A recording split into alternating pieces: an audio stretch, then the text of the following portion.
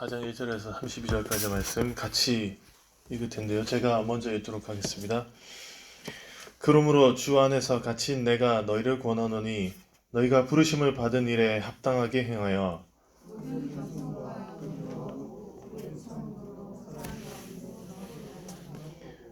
평안에 매는 줄로 성령이 하나 되게 하신 것을 힘써 지키라.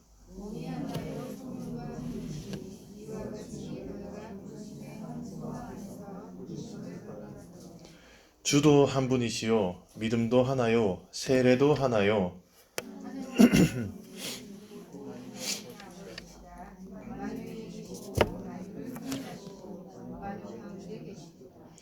우리 각 사람에게 그리스도의 선물의 분량대로 은혜를 주셨나니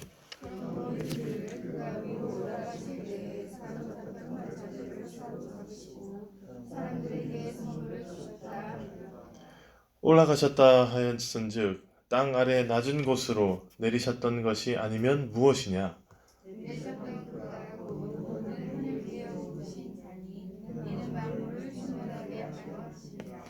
그가 어떤 사람은 사도로, 어떤 사람은 선지자로, 어떤 사람은 복음 전하는 자로, 어떤 사람은 목사와 교사로 삼으셨으니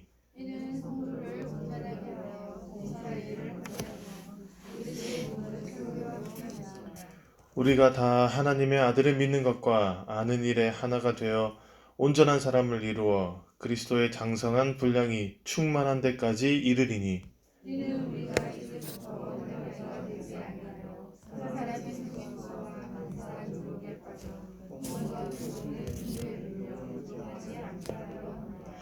오직 사랑 안에서 참된 것을 하여 범사에 그에게까지 자랄지라. 그는 머리니 곧 그리스도라.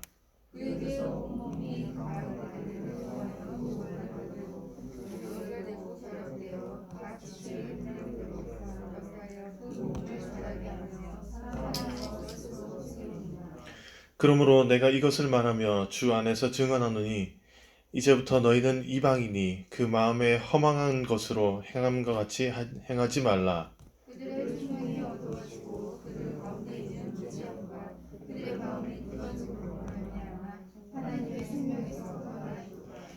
그들이 감각 없는 자가 되어 자신의 방탕에 방임하여 모든 더러운 것을 욕심으로 행하되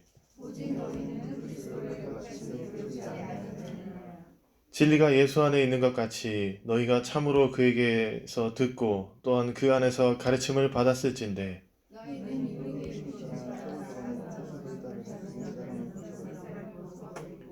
오직 너희의 심령이 새롭게 되어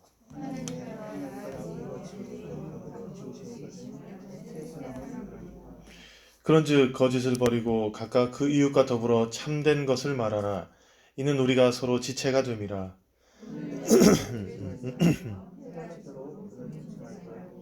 마귀에게 틈을 주지 말라.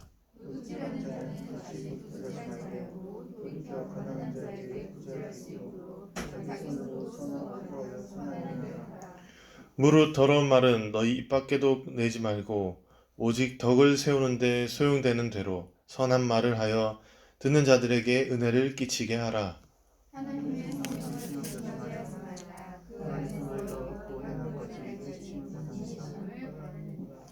너희는 모든 악독과 노함과 분냄과 떠드는 것과 비방하는 것을 모든 악의와 함께 버리고 서로 친절하게 하며 불쌍히 여기며 서로 용서하기를 하나님이 그리스도 안에서 너희를 용서하심과 같이 하라. 아멘. 드려진 헌금과 말씀을 놓고 함께 기도하겠습니다. 하나님 감사합니다. 지난 한 주간의 삶 또한 하나님의 은혜 가운데 지나왔습니다. 감사함을 담아서 하나님께 예배드리러 이 자리에 나옵니다. 그리고 저희가 가진 것으로 하나님의 나라를 확장하는 데 쓰임 받도록 작은 것들을 바칩니다. 하나님 이 귀한 봉헌이 귀한 드리는 봉헌이 하나님 나라를 확장하는 데 귀히 쓰일 수 있게 하시고 저희에게는 평화와 평안이 있을 수 있도록 하나님 인도하여 주시옵소서.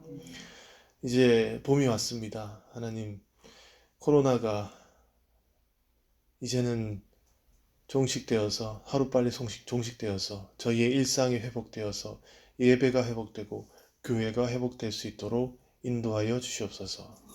오늘 하나님의 말씀을 기대하오니 하나님 부족한 종을 통해서 말씀을 나눌 때 우리의 마음속에 깊은 곳에 어루만져 주시고 아픈 곳에는 치유를 또 깊은 곳에는 더욱더 큰 기쁨을 허락하여 주시옵소서. 예수님의 이름으로 기도합니다. 아멘. 네, 반갑습니다.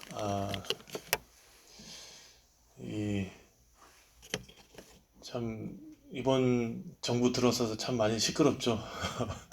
네, 최근 이번 주에도 또 뭐 부동산 관련해서 뭐 이렇게 저렇게 뉴스 나다가 LH에서 그 땅 투기를 했다는 그런 일들이 또 있었습니다. 근데 그게 또 하루 이틀이었겠습니까? 그게 이제 드러난 거죠.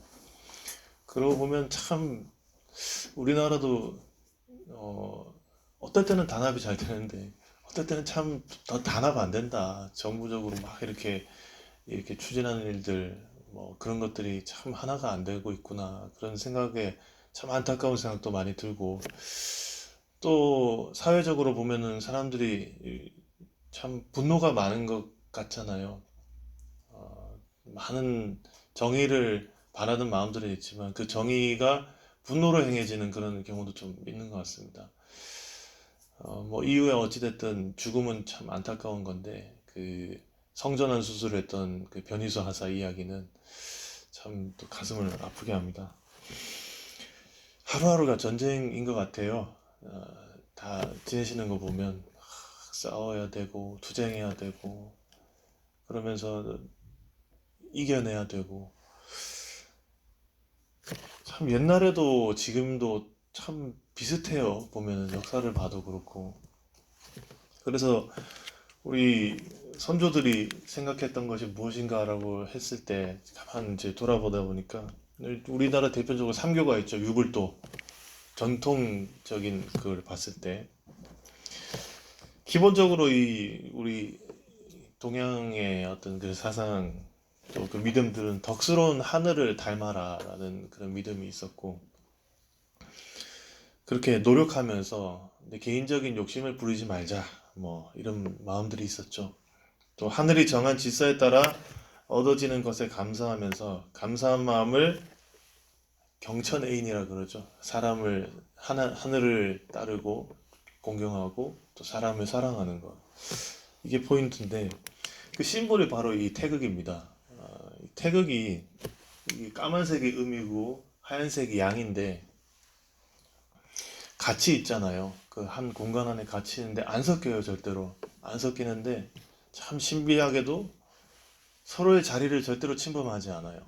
얘가 조금 이렇게 밀려오면 얘가 또 밀려가고 하면서 이 섞이지 않고 자기의 그 질량이라 그럴까요? 그만큼은 철저하게 지키는데 또 내 거를 철저하게 지키는 만큼 상대방 것도 철저하게 지켜주고 이것을 보면서 조화를 말하고 그 조화의 방법은 이제 양보하고 하는 그 미덕, 그 마음 깊은 곳엔 사랑이 있어야 된다라고 얘기를 해왔어요. 그럼 이제 우리 교회는 어떨까? 우리 기독교는 어떨까? 라고 했을 때 이것과 참 비슷한 건 많은 것 같은데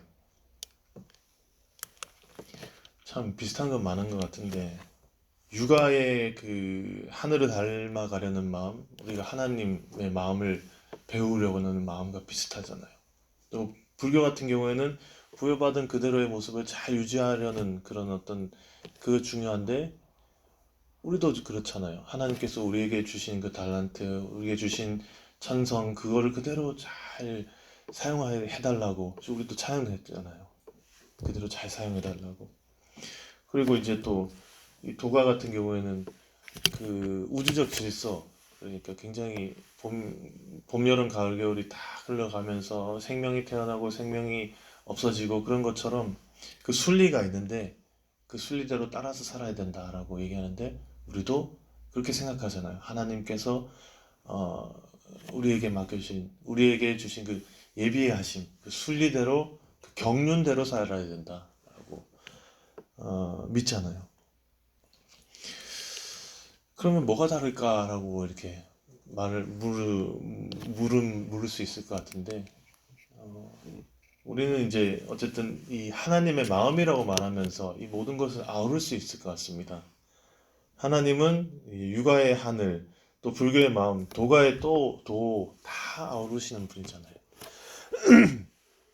공평하고 덕스럽고 온전하고 또 꾸준하시고 생명도 주시고 바로 하나님이죠.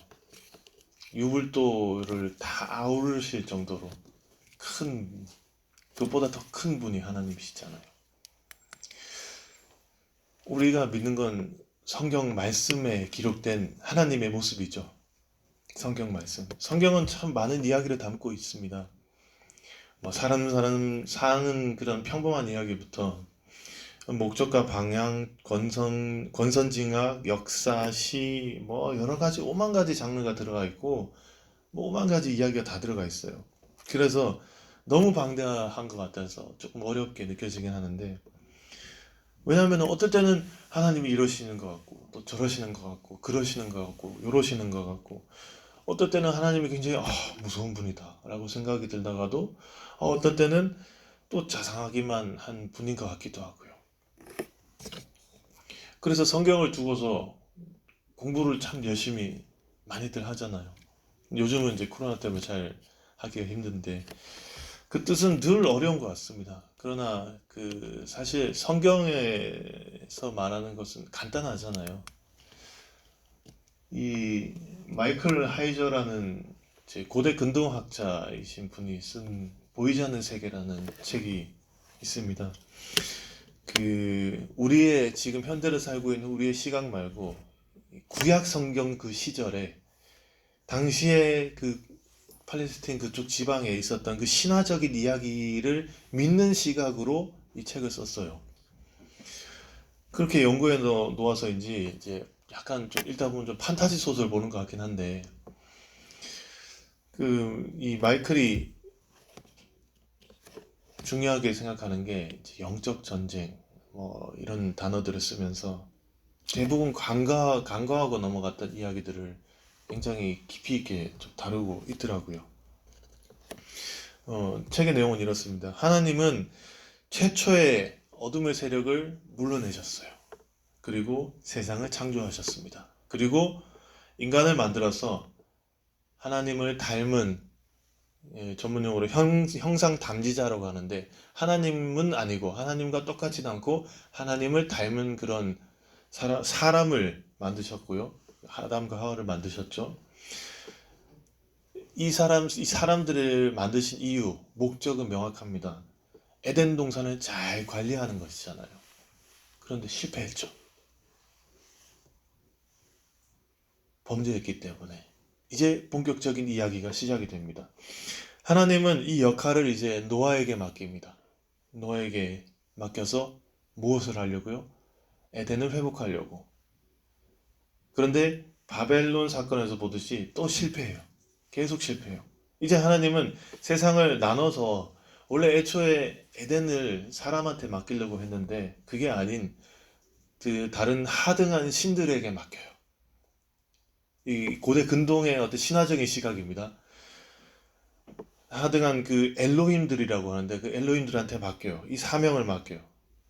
이 하나님이 아닌 다른 신들, 하등한 신들, 하나님보다 낮은 신들, 엘로힘들이 여호와가 주재하는 그 세상을 주재하는 천상회의의 일원이 돼요.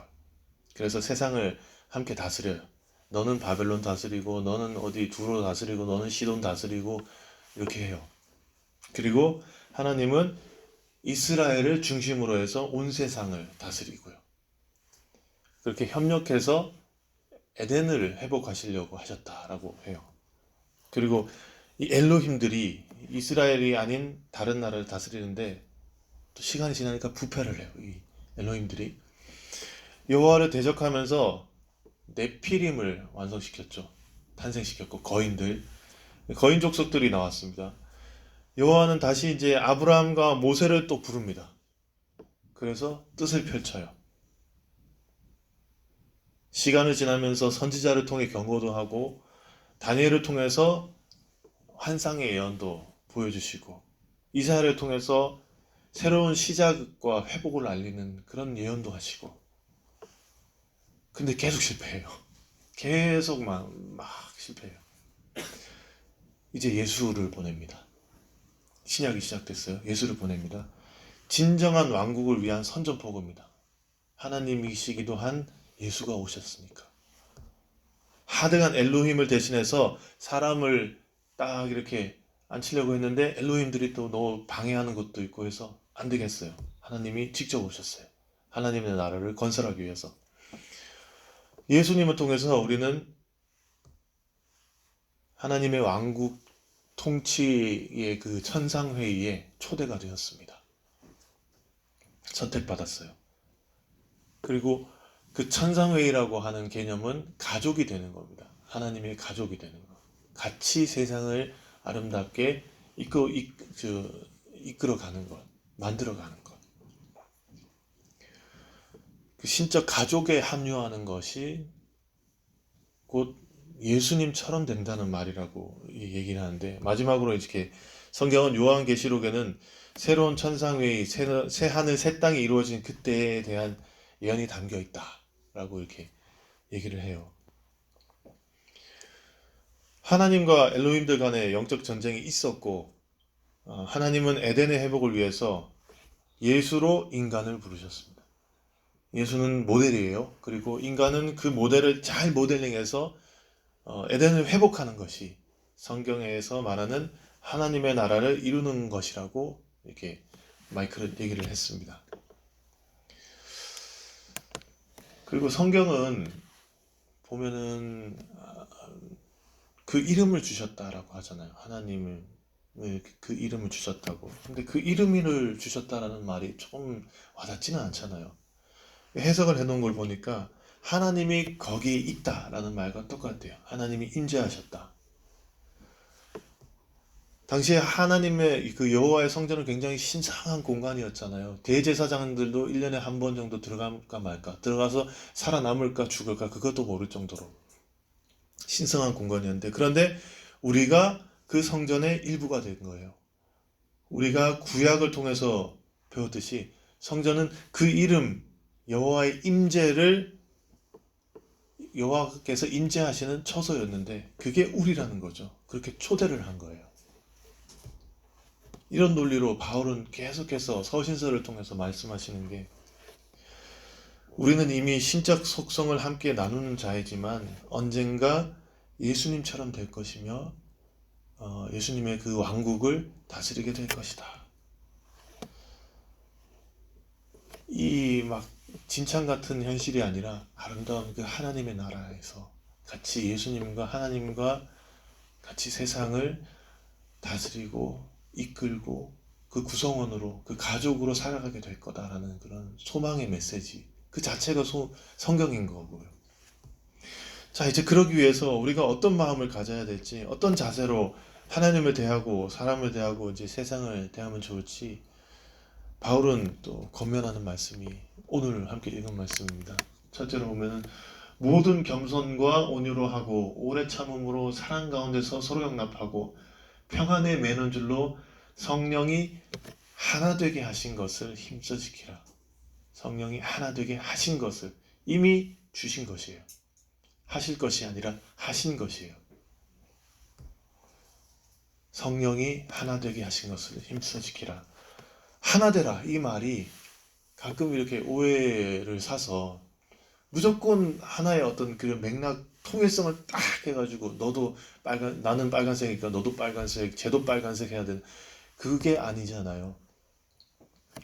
성령이 하나 되게 하셨다. 성령의 범위가 이거 하나밖에 안 됩니까? 아니잖아요. 무궁무진하잖아요. 하나님의 범위만큼. 근데 우리가 종종 간과하는 것 같아요. 다 다른데 다 성령 안에서 하나 되어 있다. 쟤도 하나님께서, 얘도 하나님께서 인정하셨고, 그러면 겸손할 수밖에 없잖아요. 또 다른 사람들의 필요를 살피는 데서 나오는 온유함도 있을 거고, 그리고 다른 사람의 단점을 용납하는 관용. 왜? 하나님께서 나를 용납해 주셨으니까 나도 쟤를 용납해야지. 우리에게 필요한 것은 그러기 위해서 사랑하는 마음이 있어야 된다. 또 그 마음으로 상호간에 용납해야 된다. 그렇게 바울은 계속 말을 하고 있습니다. 우리 몸이 전체적으로 이 대뇌의 명령을 받잖아요. 이렇게 팔다리 움직이고 뭐 눈 떴다 깜빡깜빡하고 뭐 숨 쉬는 것도 다 그렇게 하는 것 같은데 이 어떤 부분은 굉장히 능동적으로 이 대뇌의 지배를 받지 않고 굉장히 능동적으로 움직이는 게 있더라고요. 신경이 마비돼서 팔다리를 움직일 수가 없어도 소화기관은 잘 움직입니다. 배변기관도 잘 움직이고요. 그리고 호흡기관도 조금 문제는 생기지만 다 잘 움직이더라고요. 자동적으로. 참 신기해요. 저절로 소화를 시켜서 온몸 곳곳에 영양분을 뿌립니다. 심장도 그렇고 몸의 모든 기관이 유기적으로 잘 상호작용을 하고 있어요. 근데 한 군데 문제가 생기기 시작하면 이제 전체적으로 번져서 병이 생기잖아요. 조화를 이루지 못하면 병이 생기고 조화를 잘 이루니까 잘 돌아가고 이 교회에서 말하는 것들이 이 유기적으로 움직여야 된다는 말하는 것들이 이런 것과 똑같은 거라고 합니다.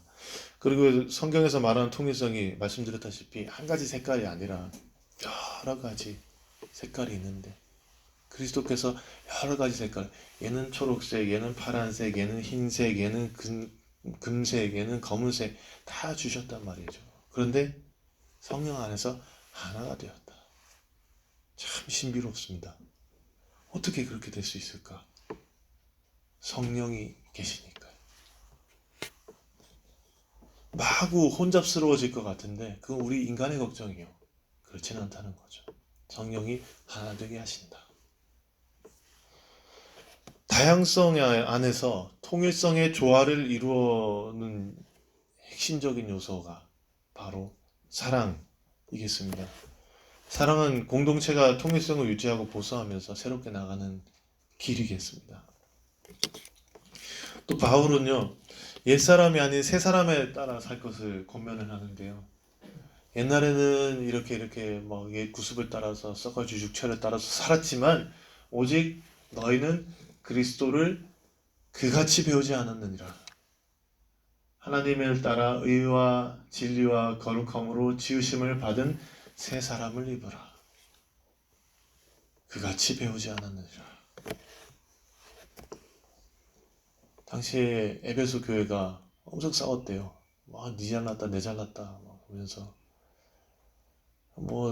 나는 내가 어떻고 내가 사회적 지위가 어떻고 그러면서 엄청 싸웠대요. 난 네 생각이 어떻고 네 생각은 틀렸고 내 생각이 맞고 하면서 그게 아니라는 거죠. 너희들은 그같이 예수를 배우지 않았느니라. 지위의 고하나 신분의 고하도 상관없고요. 초월합니다. 이 사람이 과거에 어땠든지 지금 어떻든지 분명한 것은 한 그리스도인이 되는 것은 근본적인 변화가 있는 사람이라는 거죠. 옛사람에서 새사람으로.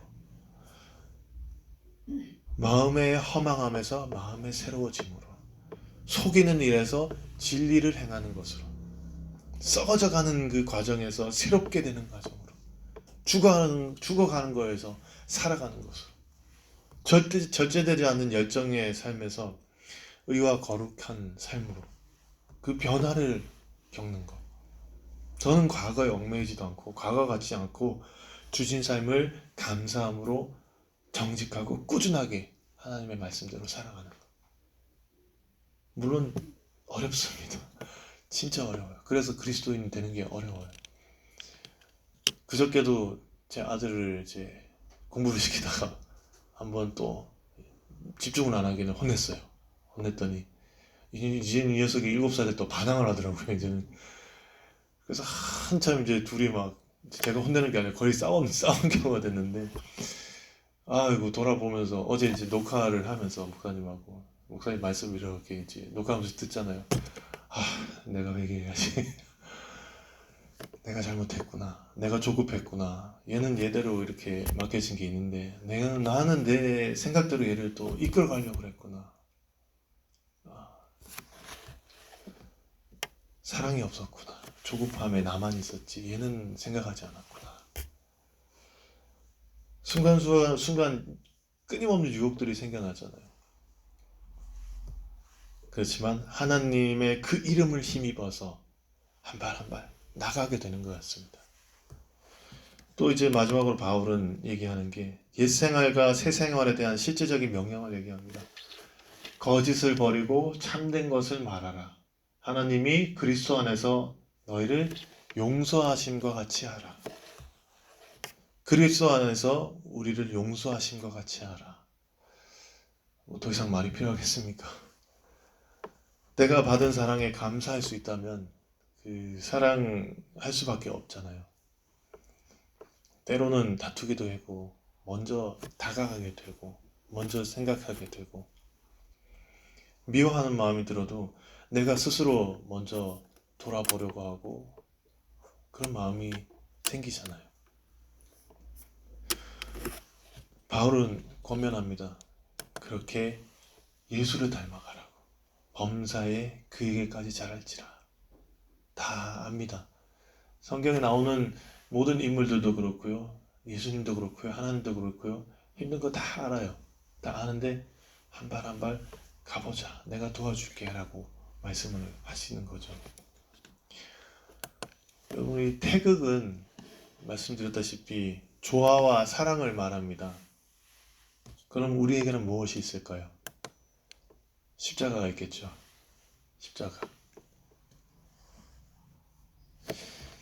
개인적으로는 이 기독교 사상가였던 고 유영모 선생님을 굉장히 존경하고 좋아하는데 이분이 말씀하신 것이 하나님은 이제 세상 곳곳에 이미 이제 복음의 씨앗을 다 뿌려 놓으셨대요.